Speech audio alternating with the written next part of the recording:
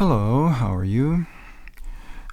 And today we're going to talk about this unusual impact, which is already evident as far as Stephen Greer goes, okay?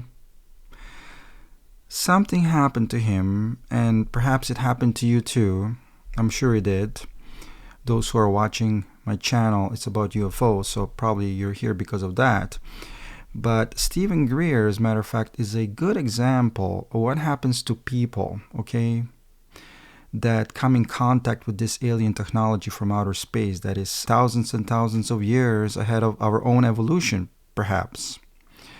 And, this has happened to Stephen Greer and has changed his whole career because of this. And this is what I would like to talk about today, this psychological impact on people that these extraterrestrials have on us as far as psychology is concerned. So please stay with me a little bit longer and let's get to the bottom of this mystery, okay? And we're starting right now.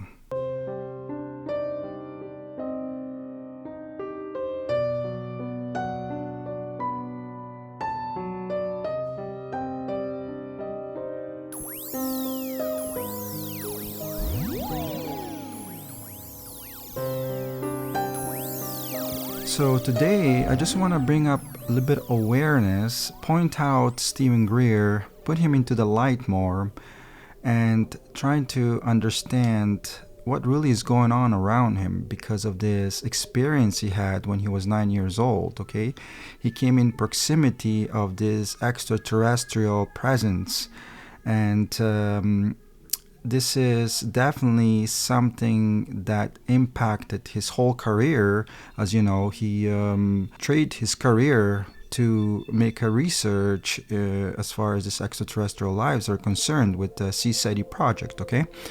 So that is the whole thing I want to talk about, which I did talk about in my video called Bob Lazar and Evolutionary Boost. What really is going on there? It's like similar to injecting steroids, as I talked about before, and of course we're gonna get some abnormal growth of muscles.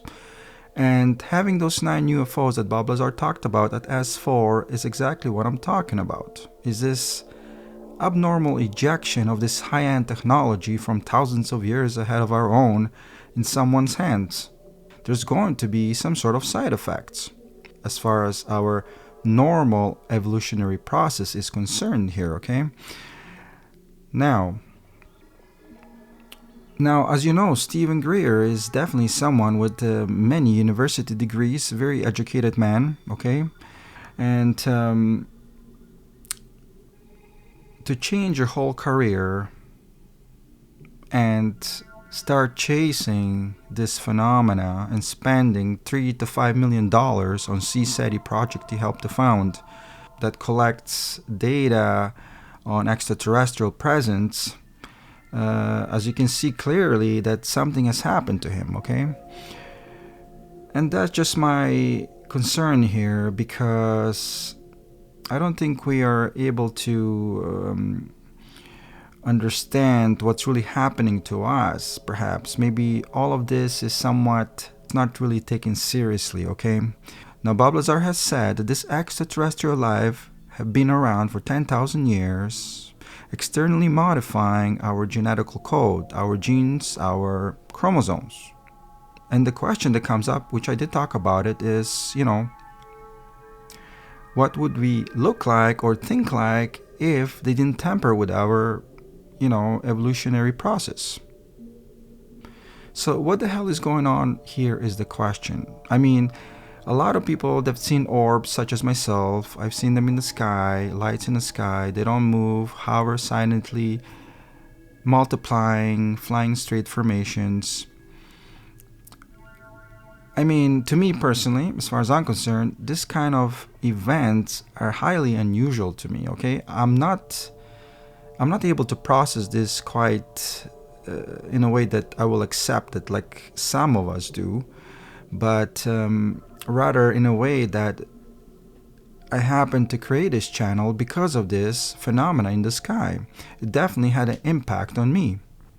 which you already know, the same thing is happening with Dr. Stephen Greer. He changed his career for search for the extraterrestrial life and spent already substantial money on this project. And as you know, him coming out now with Close Encounter with the Fifth Kind just proves you more that he's been affected by this event in a serious way. So this is what I would like to talk about, and please stay with me a little bit longer, because something similar could have happened during Egypt in building those huge pyramids, which still we don't understand how they build them. But as far as I'm concerned, something like that had to have some sort of external input, okay? Which could have been extraterrestrial presence that made these people worship whatever they were worshipping, which I think is the UFO or orbs, have made them psychologically do something, just like it happened in Stephen Greer's case, right? He's doing some serious changes in the world, as a matter of fact, and putting substantial money in these projects for search for the extraterrestrial proof life. So that is the definitely interesting, topic to talk about, because we just dismiss it as if, big deal. We don't really take this in consideration of some sort, which we should. And again, what exactly would we look like without interference from this extraterrestrial presence? Is it even normal to be tampering with our existence here on Earth? But there is another question that comes up. Simply, are we part of some sort of experiment? Because, as I talked about before, this Illuminati symbol on one American dollar bill shows me that there is light illuminating, which means Illuminati, illuminating light, which could be orbs.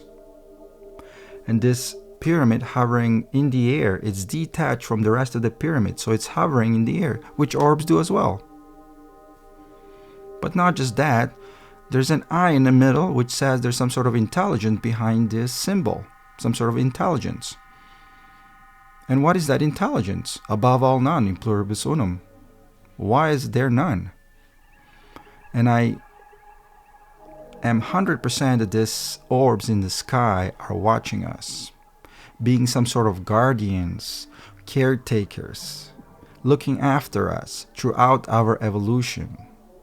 10,000 years in history already, which Bob Lazar talks about this as well. That these extraterrestrials, again, been externally modifying our genetical code, our chromosomes, throughout our history, as I said. And a lot of these things kind of fall into one simple picture if you sum it all up, okay? For instance, crop circles. There is a footage that actually shows someone taping this with VHS camcorder, and of course the quality is not the greatest, but you can see these crop circles being made in real time while he's taping this whole situation on this huge camcorder. Now this footage has been taken to ILM, Industrial Light and Magic. So if anybody knows anything about special effects, it's going to be ILM. The magic behind Star Wars, okay? ILM. Now they think, from their expertise, from their experience, that this footage is authentic, okay? And I do talk about this strange language, as in crop circles, what they could actually be, that tell us a little bit about them. As a matter of fact, they're using geometry which we're familiar with because, simply again, we're familiar with it. And it's not some sort of language necessarily that resembles some sort of alphabet or numbers or a code or anything like that. No, it's just simple shapes to let us know they're being compassionate towards us, that something we can understand. They're going about doing things very slowly. So we'll start off with some simple geometry first to establish some sort of common ground, okay? Circles, triangles, squares, whatnot, crop circles. And again, but the question does come up, like, why are they so separated from us? It seems like they're really not supposed to go any further with us and to interfere with us. As if whoever put us here on Earth also have those orbs watching over us, but not in a way to interact with us, just to watch over us from whatever dangers from space. And this Nazca lines, look at this. It's very simple. Please stay with me a little bit longer. Now, who's going to be drawing a picture on such scale that only birds and dragons are able to see that from the sky? I mean, it's highly unusual. Now, if you're going to be drawing such a huge picture such as that, kilometers in each direction, I mean, you're not going to be able to see it for yourself. So again, who drew this? Which seems like it was drawn from the sky. Of course, I can't conclude that, but these pictures will not come any useful to those who draw it, and everyone else for that matter that's standing on the ground. Is useless. So exactly, who are these pictures for? Now, let me explain how they might have been drawn, okay? Simply having two people going, or more, whatever, but going in opposite direction, okay? And then simply coming back together, and of course whoever is orchestrating this tell them to go back and forth, but there was two people going in different direction to make this kind of symmetrical drawings. But even that, if that is so, still is useless for us here on the ground, to people who actually draw it. It's only useful to somebody from the sky. Like only now, because we can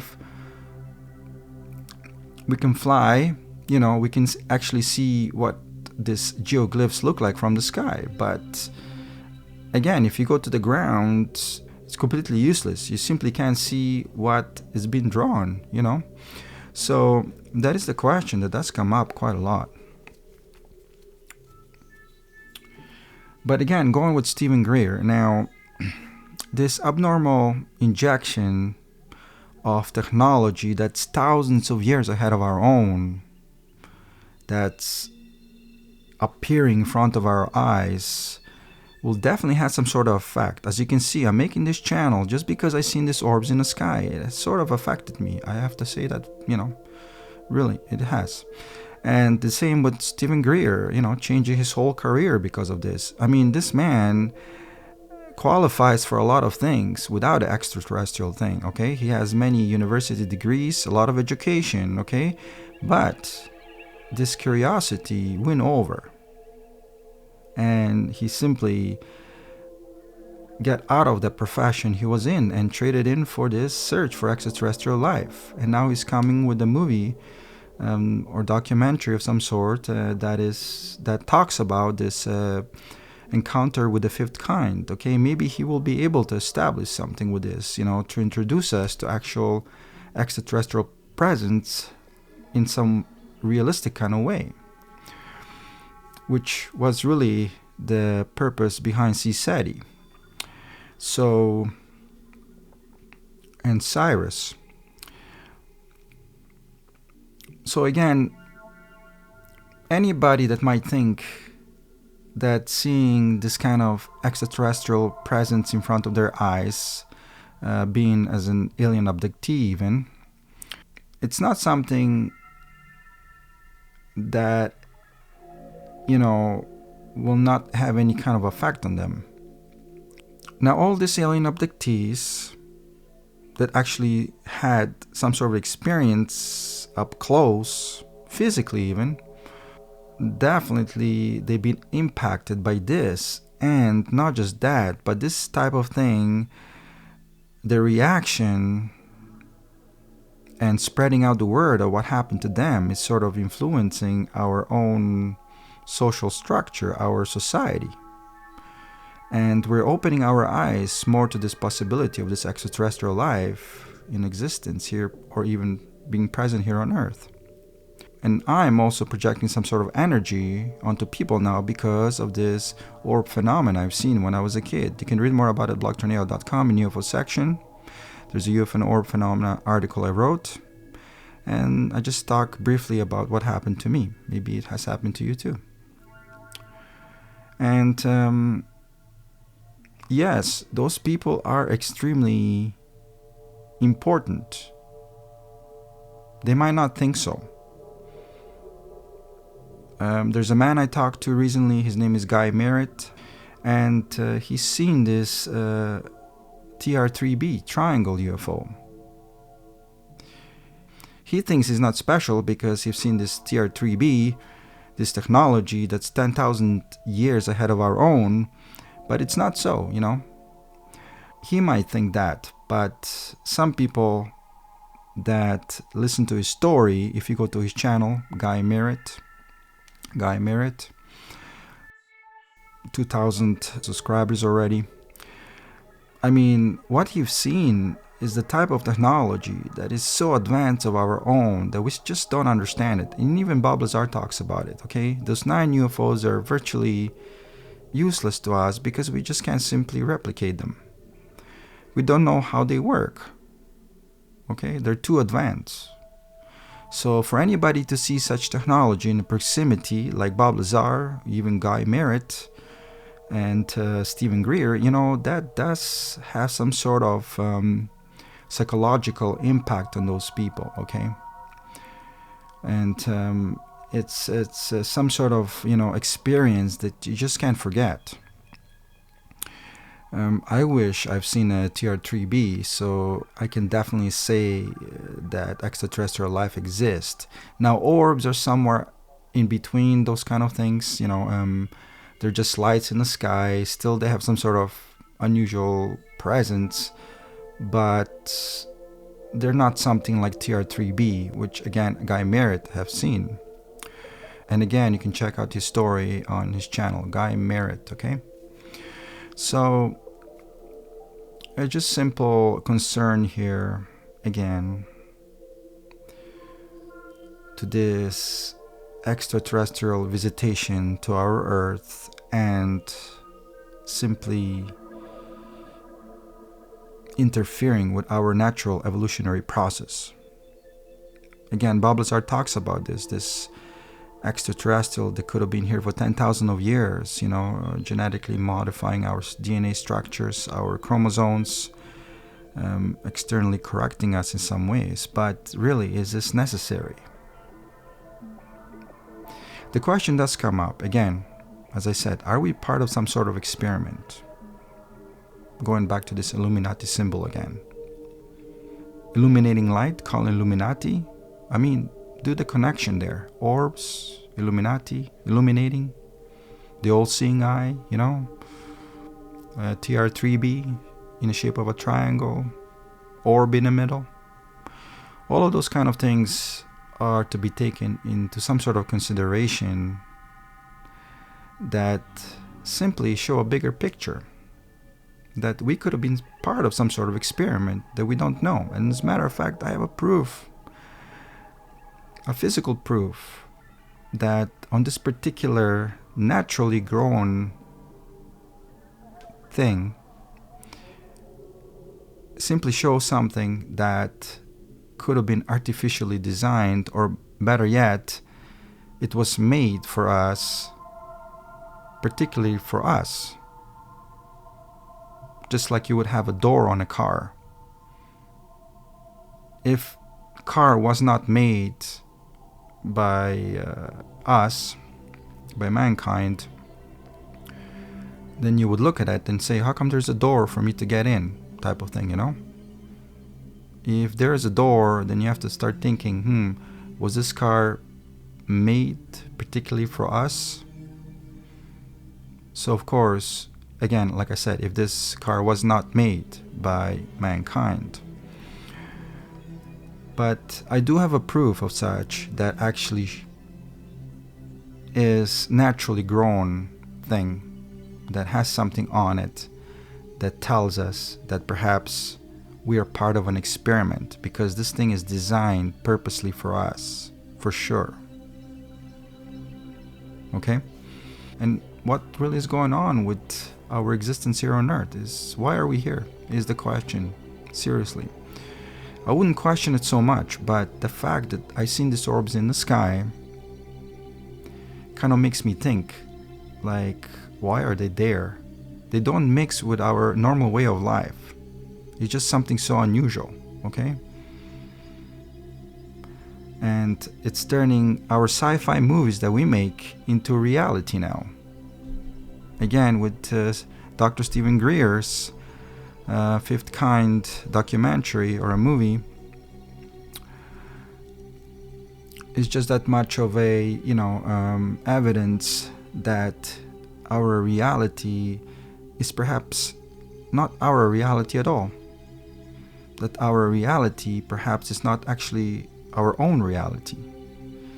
It could be someone else's idea, someone else's aquarium, someone else's zoo, someone else's experiment. Okay, so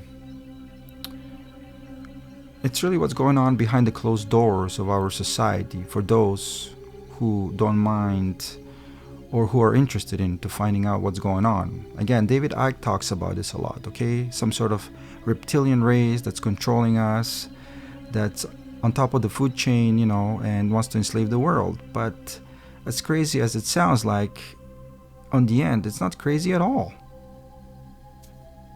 It's not crazy at all. It sounds crazy, when you just see the thumbnail on YouTube and a reptilian race controlling us and Illuminati controlling us. Yeah, it sounds crazy, it looks crazy. But once you give it a thought, after I've seen those orbs in the sky, I have to tell you that, some things that David Icke actually talks about, they're very serious topics. Okay? So you have to understand where he's coming from. And such things are easily to be understood because really our sky is an open roof. Anything can enter, anything can go, anything can come inside our earth, into the sea, inside the earth itself. It's an open roof, open sky. Everybody's welcome because of that. We don't have any roof above our heads. Okay? And you can simply understand how these stories, these theories, such as David Icke talks about, are something of a truth. Anyways, that's all I want to talk about. It's just this concern about this extraterrestrial life interfering with our evolutionary process and the side effects that might follow, especially in Bob Lazar's case. And as you can already see what's happening to Dr. Stephen Greer because of this.